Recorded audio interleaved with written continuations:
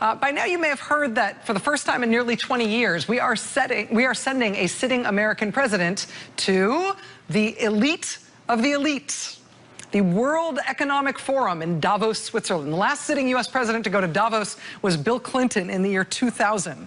President Trump is going this year. He's scheduled to arrive tomorrow. There was a question as to whether the government shutdown would derail the plans, but the trip is on. Here's my question, though. Who's still going to be in Washington when the president gets there? Have you seen the list of people who are going? I mean, it's a big thing for the president alone to be going to Davos, but look at everybody he's bringing. All of these people are going to Davos. The president, also Treasury Secretary Steve Mnuchin, Chief of Staff John Kelly, Secretary of State Rex Tillerson, the National Security Advisor H.R. McMaster, the Director of the National Economic Council Gary Cohn, Secretary of Commerce Wilbur Ross, Senior Advisor to the President and Presidential Son-in-Law Jared Kushner, Secretary of Energy Rick Perry, Secretary of Homeland Security Kirstjen Nielsen, and he's also bringing,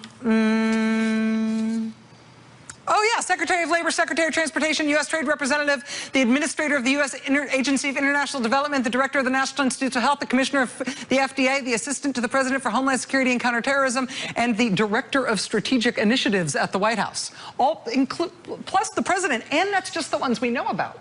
When we saw this list, I wondered, A, is there going to be a designated survivor?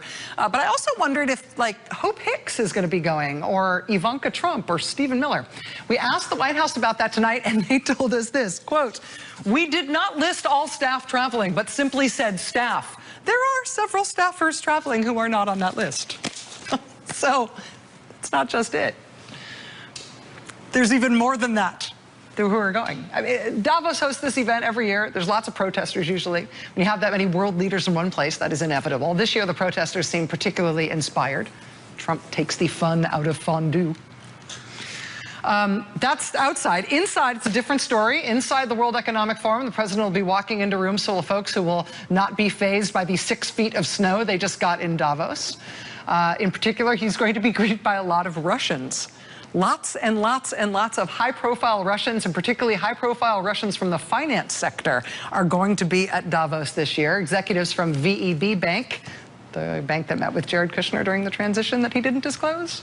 Also VTB Bank, rumored to be the financing for Trump Tower Moscow. Sberbank, Oleg Deripaska, the Russian who met with Erik Prince in the Seychelles during the Trump transition, the Russian who founded Kaspersky Labs. A lot of Trump administration officials are going. I wonder who they will hang out with when they're there.